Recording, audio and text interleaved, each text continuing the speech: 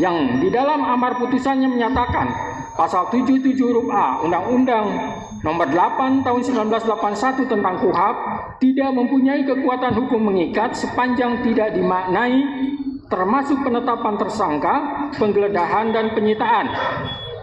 Yang berarti secara konstitusional telah diakui bahwa penetapan tersangka, penggeledahan dan penyitaan juga termasuk sebagai salah satu kewenangan lembaga pra-peradilan, di mana oleh karena putusan Mahkamah Konstitusi bersifat final dan binding, sehingga mengikat bagi siapapun juga, dan semenjak adanya putusan Mahkamah Konstitusi tersebut telah terdapat beberapa putusan pra-peradilan yang mengakui bahwa penetapan tersangka, penggeledahan dan penyitaan termasuk objek lembaga pra-peradilan. Menimbang bahwa yang jadi pertanyaan sekarang, apakah penetapan tersangka berdasarkan surat ketetapan nomor S/90/5 Romawi /Res 124/2024 tertanggal 21 Mei 2024 atas nama Peggy Setiawan adalah sah atau tidak? Menimbang bahwa sebelum hakim menjawab pertanyaan tersebut, terlebih dahulu beralasan apabila pemohon masih mempermasalahkan tentang pemanggilan terhadap tersangka Peggy Setiawan alias Peron. Adapun dalam kasus-kasus tertentu berdasarkan pertimbangan penyidik, seorang tersangka tidak mesti harus dilakukan pemanggilan terlebih dahulu. Menimbang bahwa terkait sah atau tidaknya penetapan DPO atas nama pemohon karena terjadi dalam rentang waktu antara tahun 2016 sampai dengan tahun 2024, maka hakim akan merujuk pada bukti P16 dan bukti P17 berupa Peraturan Kepala Kepolisian Negara Republik Indonesia Nomor 14 Tahun 2012 tentang Manajemen Penyidikan Tindak Pidana dan Peraturan Kepala Kepolisian Negara Republik Indonesia Nomor 6 Tahun 2019 tentang penyidikan tindak pidana. Menimbang bahwa berdasarkan pasal 31 ayat 1 Peraturan Kepala Kepolisian Negara Republik Indonesia Nomor 14 Tahun 2012 tentang Manajemen Penyidikan Tindak Pidana menegaskan bahwa tersangka yang telah dipanggil untuk pemeriksaan dalam rangka penyidikan perkara sampai lebih dari 3 kali dan ternyata tidak jelas keberadaannya dapat dicatat di dalam daftar pencarian orang DPO dan dibuatkan surat pencarian orang. Menimbang bahwa selanjutnya berdasarkan jangan ditanggapi dulu ya sebelum selesai baca putusan. Saya lanjutkan. Menimbang bahwa hakim tidak sependapat dengan dalil dari termohon yang mengatakan tidak perlu pemanggilan terhadap pemohon. Karena menurut hakim, pemohon dan keluarganya berhak mengetahui bahwa dirinya masuk ke dalam daftar pencarian orang DPO. Guna pembelaan diri, terlebih lagi kewajiban harus adanya pemanggilan tersebut secara nyata dan tegas telah diatur dalam Peraturan Kepala Kepolisian Negara Republik Indonesia Nomor 14 Tahun 2012 tentang Manajemen Penyidikan Tindak Pidana dan Peraturan Kepala Kepolisian Negara Republik Indonesia Nomor 6 Tahun 2019 tentang Penyidikan Tindak Pidana. Sehingga dengan demikian, menurut hakim penetapan DPO atas nama pemohon yang terjadi dalam rentang waktu antara tahun 2016 sampai tahun 2024 tidak sah menurut hukum.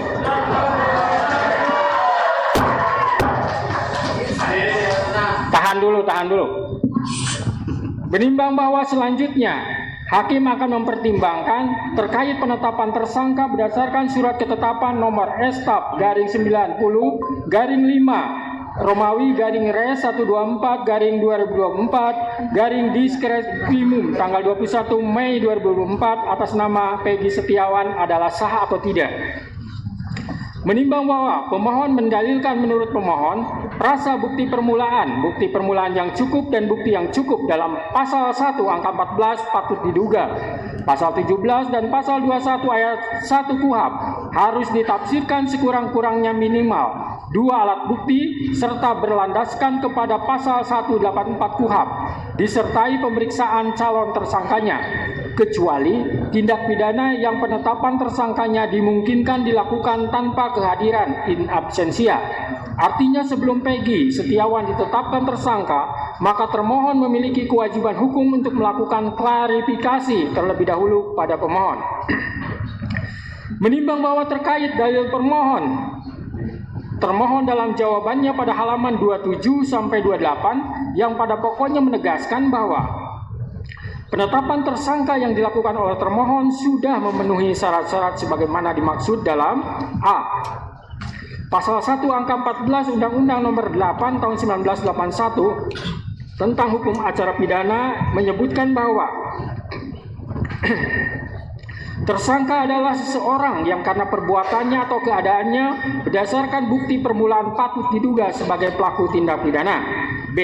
Putusan Mahkamah Konstitusi Republik Indonesia Nomor 21/PUU 12 Romawi garing 2014 tertanggal 16 Maret 2015 yang dalam amar putusannya menyatakan prasa bukti permulaan yang cukup dan bukti yang cukup sebagaimana ditentukan dalam pasal 1 angka 14, pasal 17 dan pasal 21 ayat 1 Undang-Undang Nomor 8 Tahun 1981 tentang Hukum Acara Pidana, Lembaran Negara Republik Indonesia Tahun 1981 Nomor 76 tambahan Lembar Negara RI Nomor 3209 tidak mempunyai kekuatan hukum mengikat sepanjang tidak dimaknai bahwa bukti permulaan yang cukup dan bukti yang cukup adalah minimal 2 alat bukti yang termuat dalam pasal 184 Undang-Undang Nomor 8 Tahun 1981 tentang Hukum Acara Pidana. Bahwa dengan sudah terpenuhinya syarat formil dan material terhadap penetapan tersangka Peggy Setiawan alias Peron, maka secara yuridis tindakan termohon akuo adalah sudah sesuai dengan prosedur hukum. Menimbang bahwa sebagaimana dalil pemohon yang telah dibenarkan oleh termohon dihubungkan dengan bukti P9, T33, T34, dan T67 telah terbukti bahwa pemohon ditetapkan sebagai tersangka berdasarkan surat ketetapan tersangka nomor S/TAP garing 90 garing 5 Romawi garing Res 124 garing 2024 garing Diskres Krimum tanggal 21 Mei 2024. Selanjutnya pemohon telah diperiksa sebagai tersangka sebagaimana berita acara pemeriksaan tersangka Peggy Setiawan alias Peron tertanggal 22 Mei 2024 dan tanggal 12 Juni 2024.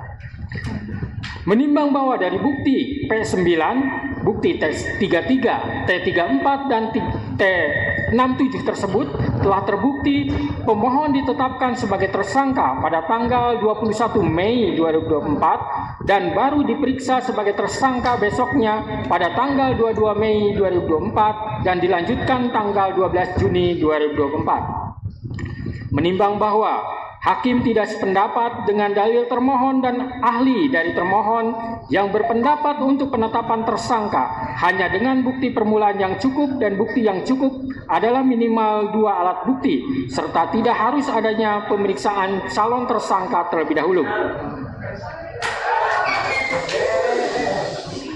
Menurut hakim, penetapan tersangka tidak hanya dengan bukti permulaan yang cukup dan bukti yang cukup adalah minimal 2 alat bukti, tetapi juga harus diikuti adanya pemeriksaan calon tersangka terlebih dahulu. Karena hal tersebut sudah jelas dan tegas termaktub dalam putusan Mahkamah Konstitusi nomor 21/PUU 12 Romawi garing 2014 tertanggal 16 Maret 2015. Telah memberikan syarat tambahan bahwa selain 2 alat bukti harus dilakukan pemeriksaan terhadap calon tersangka terlebih dahulu. Di mana dalam pertimbangannya, Mahkamah Konstitusi menyebutkan bahwa agar memenuhi asas kepastian hukum yang adil, sebagaimana ditetapkan dalam pasal 28D ayat 1 Undang-Undang Dasar 1945 serta memenuhi asas lex serta dan asas lex stricta dalam hukum pidana, maka prasa bukti permulaan yang cukup dan bukti yang cukup sebagaimana ditentukan dalam pasal 1 angka 14, pasal 17 dan pasal 21 ayat 1 KUHP harus ditafsirkan sekurang-kurangnya 2 alat bukti yang termuat dalam pasal 184 ayat 1 KUHP dan disertai dengan pemeriksaan calon tersangkanya, kecuali terhadap tindak pidana yang penetapan tersangkanya dimungkinkan dilakukan tanpa kehadirannya in absentia, bersifat final dan mengikat, maka sepatutnya isi putusan seluruhnya harus dipatuhi terlebih lagi oleh penegak hukum. Menimbang bahwa keharusan adanya pemeriksaan calon tersangka di samping minimum 2 alat bukti tersebut semata-mata bertujuan untuk memberikan transparansi dan perlindungan hak asasi seseorang agar sebelum ditetapkan sebagai tersangka sudah dapat memberikan keterangan yang seimbang dengan minimum 2 alat bukti yang sah yang telah ditemukan oleh penyidik.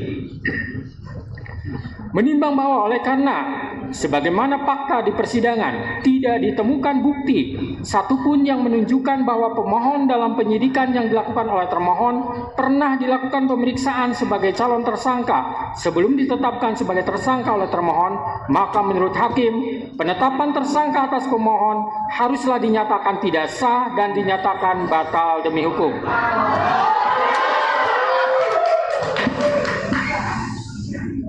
Menimbang bahwa berdasarkan pertimbangan di atas, maka alasan-alasan permohonan pra-peradilan yang diajukan oleh pemohon haruslah dinyatakan beralasan menurut hukum dan patut dikabulkan. Menimbang bahwa oleh karena penetapan pemohon sebagai tersangka didasarkan pada penyidikan yang tidak sah, maka seluruh tindakan termohon terhadap pemohon menjadi tidak sah.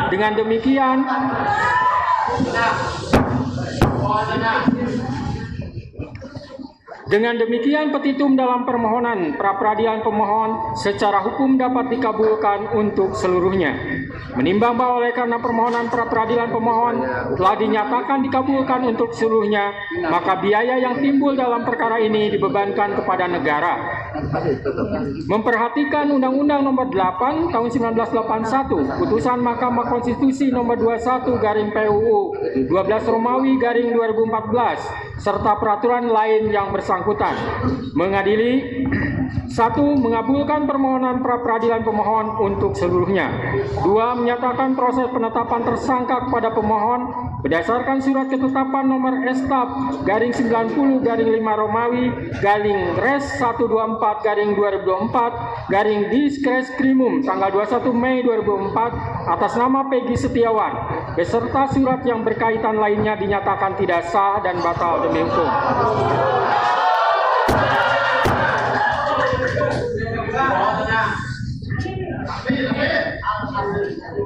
3. Menyatakan tindakan termohon menetapkan pemohon sebagai tersangka dugaan tindak pidana perlindungan anak dan atau pembunuhan berencana dan atau pembunuhan sebagaimana dimaksud dalam pasal 80 ayat 1 Junto pasal 81 ayat 1 Undang-Undang RI Nomor 35 Tahun 2014 tentang perubahan atas Undang-Undang RI Nomor 23 Tahun 2022 tentang perlindungan anak dan atau pasal 340 dan pasal 338 Junto pasal 55 ayat 1 KUHP oleh Polri Daerah Jawa Barat Direktorat Reserse Kriminal Umum termohon adalah tidak sah dan tidak berdasarkan atas hukum. 4. Menetapkan surat ketetapan tersangka nomor S/90/5 Romawi /Res 124/2024 Diskreskrimum tanggal 21 Mei 2004 batal demi hukum. 5. Menyatakan tidak sah segala keputusan dan atau penetapan yang dikeluarkan lebih lanjut oleh termohon yang berkenaan dengan penetapan tersangka atas diri pemohon oleh termohon. 6. Memerintahkan kepada termohon untuk menghentikan penyidikan terhadap perintah penyidikan kepada pemohon. 7. Memerintahkan kepada termohon untuk melepaskan pemohon dari tahanan.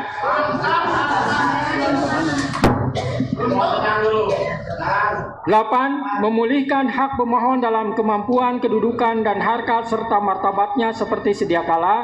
Dan 9. Membebankan biaya perkara kepada negara. Demikianlah diputus pada hari ini Senin, tanggal 8 Juli 2024 oleh Eman Sulaiman sebagai Hakim Tunggal. Berdasarkan penetapan Ketua Pengadilan,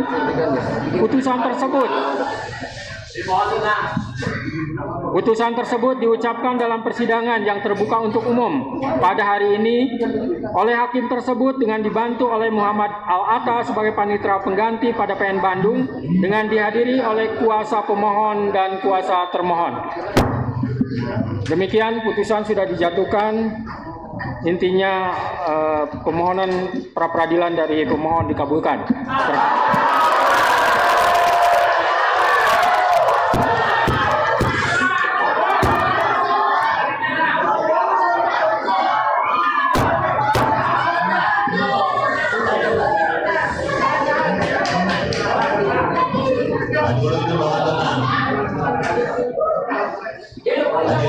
Baik ya.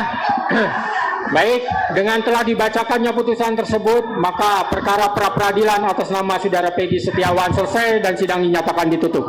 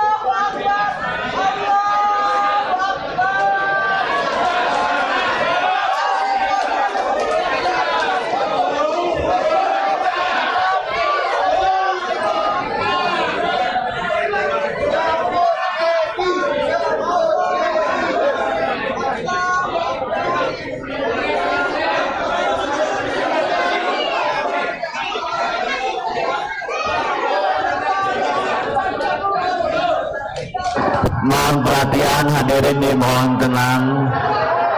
Mohon perhatian. Mohon perhatian untuk para pengunjung, diharap tenang. Recording stopped.